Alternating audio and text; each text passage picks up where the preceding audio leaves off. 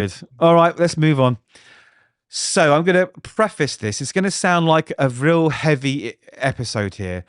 But now, as I was saying before about books being absolutely steeped in ideology and having a message and everything else, and creators being given the chance to write these huge books because of their political stance or social political stances, or the fact they're LGBTQ, or whatever. Now, a lot of writers are getting chances on big books purely because of that, the whole DEI debate. Now, this book has stirred up a lot of controversy. So I thought, you know what? I'm going to go into this level-headed and give my true opinion of it. So a little bit of a backstory here. I'm not going where you think I'm going as well. Some YouTubers have absolutely gone hard on this book. So it's written by Nicole Maines, who's an American actress. She played a Nia Null Dreamer in the Arrowverse TV show. Right now, she's actually. Really? I did not know that. Yeah, okay, that's interesting. She is Dreamer. Yeah, she's transgender. Character. Yeah, she's transgender. Okay, and she portrayed, like I say, Dreamer, who the first transgender superhero. Right. Okay. I've got no problem with that. My rule in life is you can do what you want and be whatever you want, as long as you don't hurt yourself or someone else. I don't give a shit. Right. I don't give a shit, right? I'm not against any of this stuff that's out there, right? I just don't like the story being removed for a message, right? It's like, tell the story within your message. So this book is getting put through the absolute ringer by various comic book YouTube channels. And then you've got the very, very, very active and vocal supporters of the book that are hailing it as brilliant and everything else. So I thought, you know what, I'm going to go into this level-headed and I'm going to read it. So one of the things that has been picked up was a preview showed before the book came out that the character was having a dream of having bottom surgery. So you got all these YouTubers going, how dare you put this in our books and all this, that, and the other. And I said, hold on a minute. It's a preview. You don't know what's in the story. You don't know what's in the book. And they showed the character on the operating table. And I thought, do you know what? I think it's one of those times where people have jumped the gun.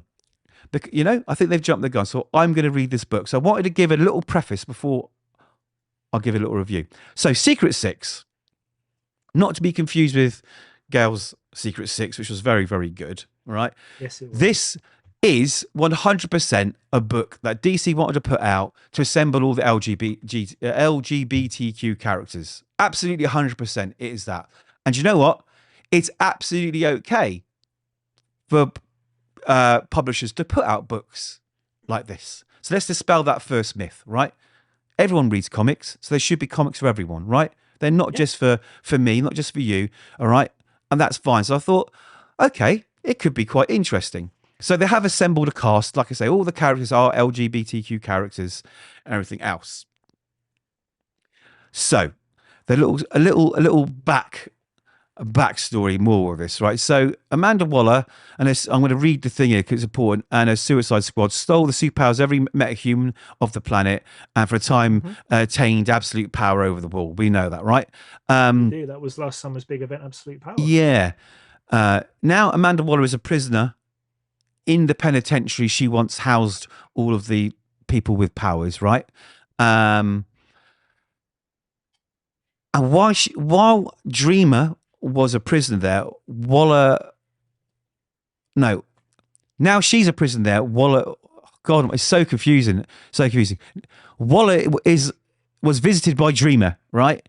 Who went to Waller's mind and locked away every secret she had ever learned. Right now, without her superhero intel to use as a sword and a shield, Amanda is vulnerable, and there's no shortage of people who want to take their shot at her. Right, so that's what this is about. So we do start the issue with her having a dream about having surgery, right? And there's no point in this book where she says it's bottom surgery.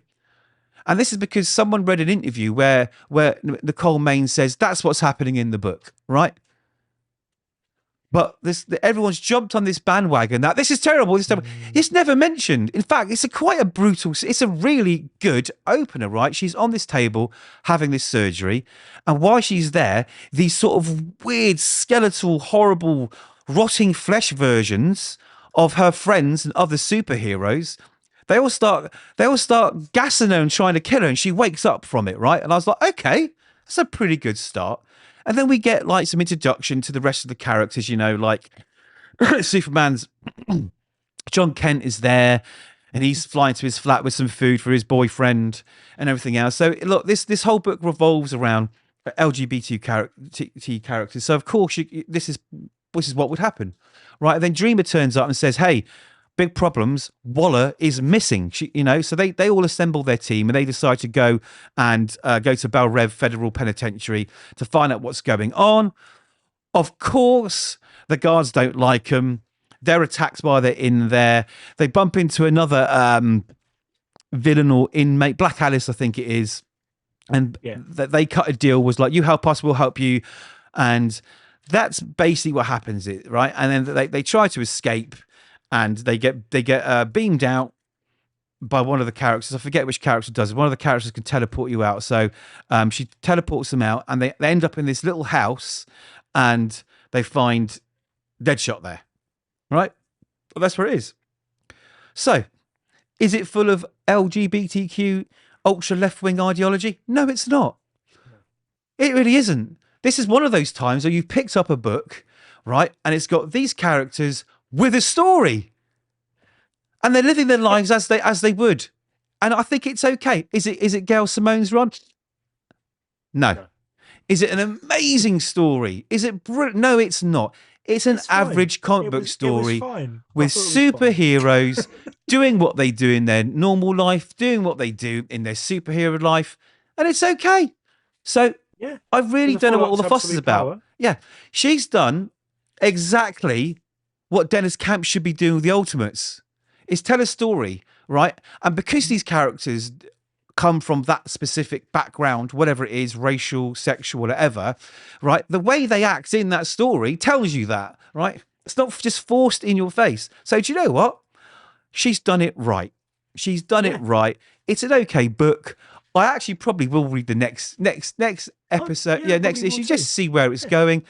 And so I take my hat off, because that's how you use these characters. You're true to their identities and you tell a superhero story. So well done. Is it a great book? I'm going to say it again, no. Right? But is it a bad book? Absolutely not. Does it deserve all the hate that it got? No, it does not. Definitely. So you know what? Well done, Nicole. You did a good job. You did a good job. I think what you've done for your community, right, is actually something that a lot of the people don't do. You've actually done them proud. They've got a book here they can be proud of now.